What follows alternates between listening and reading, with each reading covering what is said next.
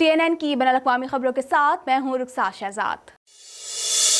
Health Canada اپنے شہریوں پر زور دے رہا ہے کہ وہ کووڈ-19 کی ویکسین آن لائن اور غیر مجاز ذرائع سے نہ خریدیں کیونکہ وہ جعلی اور غیر مؤثر ہونے کے ساتھ ساتھ خطرناک ہیں۔ اس حوالے سے مزید جانتے ہیں۔ ہیلتھ کینیڈا نے کووڈ-19 کی جعلی ویکسین کی آن لائن فروخت سے خبردار کر دیا۔ ہیلتھ کینیڈا نے کووڈ-19 کی جعلی ویکسین کی آن لائن فروخت سے خبردار کر دیا۔ ہیلتھ کینیڈا اپنے شہریوں پر زور دے رہا ہے کہ وہ کووڈ-19 کی ویکسین آن لائن اور غیر مجاز ذرائع سے نہ خریدیں کیونکہ وہ جعلی اور غیر مؤثر ہونے کے ساتھ ساتھ خطرناک ہیں۔ ایک نوٹس میں ہیلتھ کینیڈا نے خبردار کیا کہ آن لائن خریدی گئی ویکسین سے شدید خطرات لاحق ہو سکتے ہیں، تاہم محفوظ ویکسین تک رسائی کا واحد راستہ مجاز کلینکس ہیں۔ ایجنسی نے نوٹس میں لکھا کہ ہیلتھ کینیڈا کرونا ویکسین کو قانونی طور پر فروخت کرنے سے پہلے اس کی حفاظت، افادیت اور معیار کی جانچ کرتا ہے۔ خیال رہے کہ انٹرنیشنل کرمنل پولیس آرگنائزیشن نے دسمبر کے اوائل میں کووڈ-19 کی ویکسین کی آن لائن فروخت سے متعلق عالمی انتباہ جاری کیا تھا، جس میں جعلی ویکسین لینے کے خطرات کی طرف اشارہ کیا گیا تھا۔ کورونا وبا کے دوران 70 لاکھ سے زائد مسافر کینیڈا میں داخل ہو چکے ہیں۔ اس الجھن نے بہت سے سوالات کو جنم دے دیا۔ مزید تفصیلات اس رپورٹ میں۔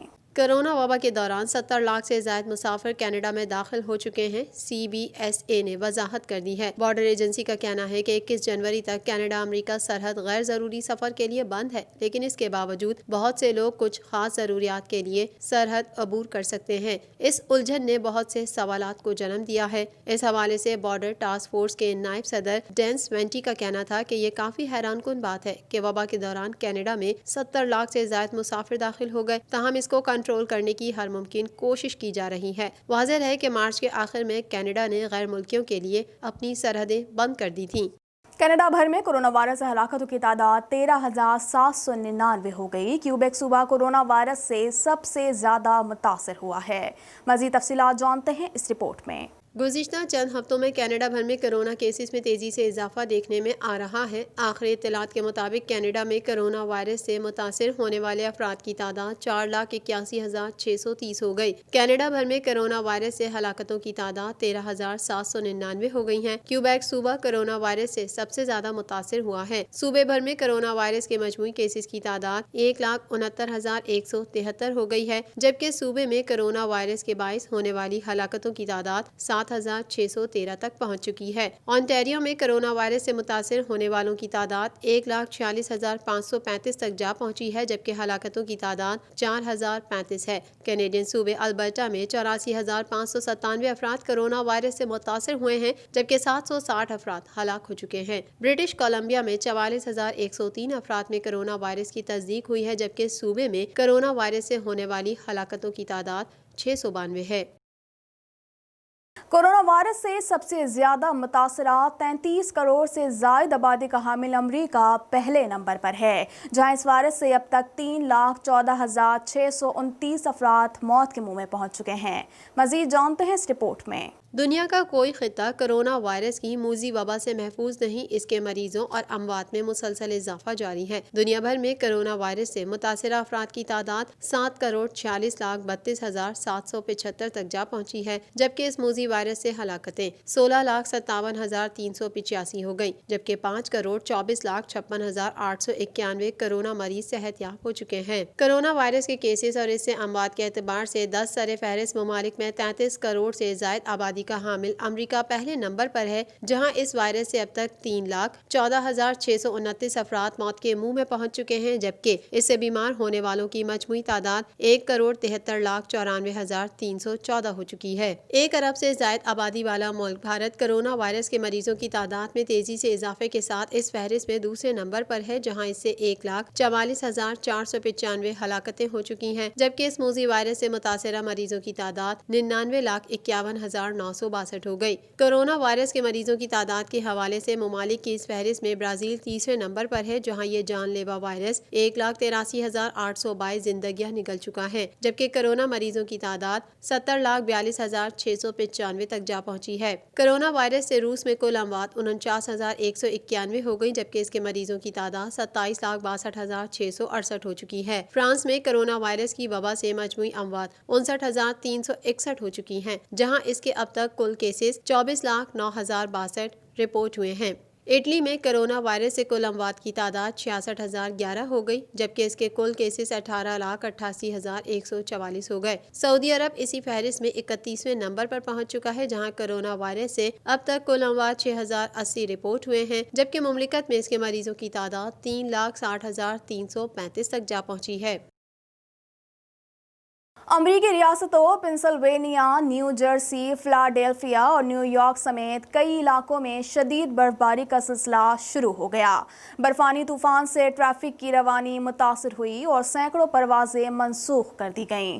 مزید جانتے ہیں اس رپورٹ میں۔ امریکہ کی شمالی ریاستوں میں برفانی طوفان سے معمولات زندگی مفلوج ہو کر رہ گئی۔ محکمہ موسمیات نے مزید برفباری کی پیشگوئی کر دی۔ امریکی ریاستوں پنسلوانیا، نیو جرسی، فلاڈیلفیا اور نیو یارک سمیت کئی علاقوں میں شدید برفباری کا سلسلہ شروع ہو گیا۔ برفانی طوفان سے ٹریفک کی روانی متاثر ہوئی اور سینکڑوں پروازیں منسوخ کر دی گئیں۔ نیو یارک کے میئر نے ریاست میں ایمرجنسی نافذ کرتے ہوئے کہا ہے کہ شہریوں کو برفانی طوفان کو سنجیدگی سے لینا چاہیے۔ امریکی حکام نے پنسلوانیا سے نیو یارک کے درمیان پہاڑی سلسلے میں 2 فٹ تک برف پڑنے کی پیشگوئی کی ہے۔ واضح رہے کہ امریکہ میں پہلے ہی کورونا کے سبب صورتحال خراب ہے، جہاں وبا سے 3,14,000 سے زائد ہلاکتیں ہو چکی ہیں، جبکہ 1,73,94,000 سے زائد افراد مرض کا شکار ہیں۔ ایسے میں برفانی طوفان نے شہریوں کی مشکلات میں مزید اضافہ کر دیا ہے۔ امریکی وزیر خارجہ مائک پومپیو کورونا وائرس کا شکار شخص سے ملاقات کے بعد قرنطینہ میں چلے گئے۔ وزیر خارجہ سے ملاقات کرنے والے شخص کی شناخت ظاہر نہیں کی گئی۔ اس حوالے سے مزید جانتے ہیں۔ امریکہ کے وزیر خارجہ مائک پومپیو کورونا وائرس کا شکار شخص سے ملاقات کے بعد قرنطینہ میں چلے گئے ہیں۔ امریکی محکمہ خارجہ اسٹیٹ ڈپارٹمنٹ کی طرف سے جاری بیان میں کہا گیا ہے کہ وزیر خارجہ مائک پومپیو کا ٹیسٹ کیا گیا جو منفی آیا ہے۔ ان سے ملاقات کرنے والے شخص کی شناخت ظاہر نہیں کی گئی۔ وبا کو کنٹرول کرنے والے ادارے کی ہدایت پر وزیر خارجہ قرنطینہ میں چلے گئے ہیں۔ ادھر امریکہ بھر میں گزشتہ روز مہلک وائرس سے ریکارڈ 3,538 افراد ہلاک ہوئے اور 2,48,686 کورونا کے مزید مریض سامنے آئے۔ وبا سے اب تک 3,14,000 سے زائد ہلاکتیں ہو چکی ہیں، جبکہ مرض کا شکار ہونے والے افراد کی مجموعی تعداد 1,73,94,000 سے بھی زائد ہے۔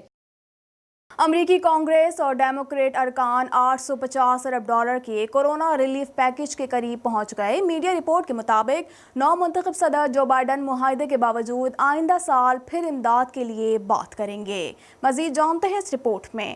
غیر ملکی خبر رساں ادارے کی رپورٹ کے مطابق امریکہ میں ایک مرتبہ پھر پارلیمانی نمائندوں نے کرونا ریلیف پیکج سے متعلق سر جوڑ لیے۔ ریپبلکن رہنما مچ مکونل کہتے ہیں کہ $850 بلین کے کرونا ریلیف پیکج پر پیش رفت ہوئی ہے۔ ریپبلکن اور ڈیموکریٹ ارکان کانگریس معاہدے کے قریب پہنچ گئے ہیں، ریلیف پیکج پر معاہدے کی طرف بڑھ رہے ہیں۔ میڈیا رپورٹ کے مطابق نو منتخب صدر بائیڈن معاہدے کے باوجود آئندہ سال پھر امداد کے لیے بات کریں گے۔ دوسری جانب وائٹ ہاؤس کا کہنا ہے کہ ٹرمپ معاہدے کی منظوری سے پہلے مکمل تفصیلات حاصل کریں گے۔ خیال رہے کہ ٹرمپ انتظامیہ نے تاریخی امدادی پیکج میں شہریوں کو $1,200 کے امدادی چیک دیے تھے۔ امریکہ میں عام شخصیات اور سیاستدانوں کو کورونا ویکسین لگانے کا عمل شروع کیا جا رہا ہے۔ نو منتخب امریکی صدر جو بائیڈن آئندہ ہفتے کورونا ویکسین لگوائیں گے، جبکہ نائب صدر کو جمعے کو ویکسین لگائی جائے گی۔ اس حوالے سے مزید جانتے ہیں۔ امریکہ میں اہم شخصیات اور سیاستدانوں کو کورونا ویکسین لگانے کا عمل شروع کیا جا رہا ہے۔ نو منتخب امریکی صدر جو بائیڈن آئندہ ہفتے کورونا ویکسین لگوائیں گے، جبکہ نائب صدر مائک پینس کو جمعے کو ویکسین لگائی جائے گی۔ نو منتخب امریکی صدر کی ٹرانزیشن ٹیم کے مطابق بائیڈن کو اگلے ہفتے کورونا ویکسین لگائی جائے گی۔ حکام کا کہنا ہے کہ بائیڈن اور پینس کو اس لیے پہلے ویکسین لگائی جائے گی تاکہ اس ویکسین کے مؤثر اور مضر اثرات سے پاک ہونے سے متعلق عوامی تحفظات کو دور کیا جا سکے۔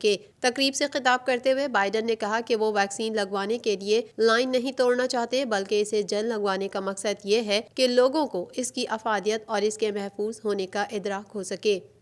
امریکہ میں دنیا کے مقبول سرچ انجن گوگل کے خلاف نیا مقدمہ دائر کر دیا گیا۔ گوگل پر الزام ہے کہ اس نے آن لائن اشتہاری منڈیوں میں اجارہ داری برقرار رکھنے کے لیے غیر قانونی اقدامات اٹھائے ہیں۔ گوگل نے اس الزام کو سختی سے مسترد کر دیا۔ مزید جانتے ہیں اس رپورٹ میں۔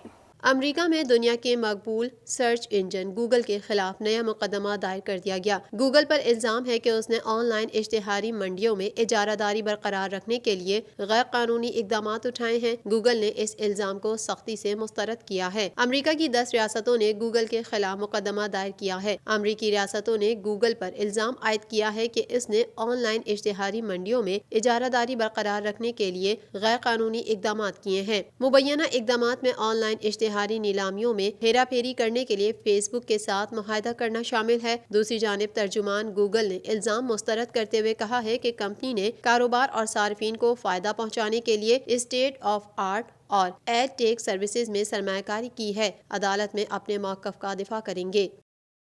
لندن میں جاری فلم مشن امپاسبل کی شوٹنگ کے دوران ہالی ووڈ اداکار ٹام کروز کی ایک آڈیو وائرل ہو گئی ہے جس میں وہ اپنے فلم کے عملے پر شدید برہمی کا اظہار کر رہے ہیں۔ مزید جانتے ہیں اس رپورٹ میں۔ لندن میں جاری فلم مشن امپاسبل کی شوٹنگ کے دوران ہالی ووڈ اداکار ٹام کروز کی ایک آڈیو وائرل ہو گئی ہے جس میں وہ اپنے فلم کے عملے پر شدید برہمی کا اظہار کر رہے ہیں۔ آڈیو کے مطابق اداکار اپنے عملے کو کہہ رہے ہیں کہ تمام انشورنس کمپنیاں، اسٹوڈیوز اور پروڈیوسرز ہم پر نگاہ رکھے ہوئے ہیں۔ ہمیں دوسروں کے لیے مثال بننا ہے۔ وہ سب ہماری مثال دے کر فلمیں بنانا چاہتے ہیں۔ فلموں کی دوبارہ شوٹنگ کا آغاز ہماری وجہ سے ہو رہا ہے کیونکہ انہیں ہم پر اعتماد ہے۔ ہمیں ان کے اعتماد کو توڑنا نہیں ہے۔ اداکار نے مزید کہا کہ کیا کسی کو اپنی ذمہ داری کا احساس نہیں؟ اگر اب کسی نے خلاف ورزی کی اور درست موقف پیش نہ کر پایا تو میں اس کو فارغ کر دوں گا۔ واضح رہے کہ مشن امپاسبل سیریز کی 7ویں فلم کی شوٹنگ کرونا وائرس کے 22 فروری میں روک دی گئی تھی، تاہم اب فلم کو کورونا سے متعلق SOPs کی پابندی پر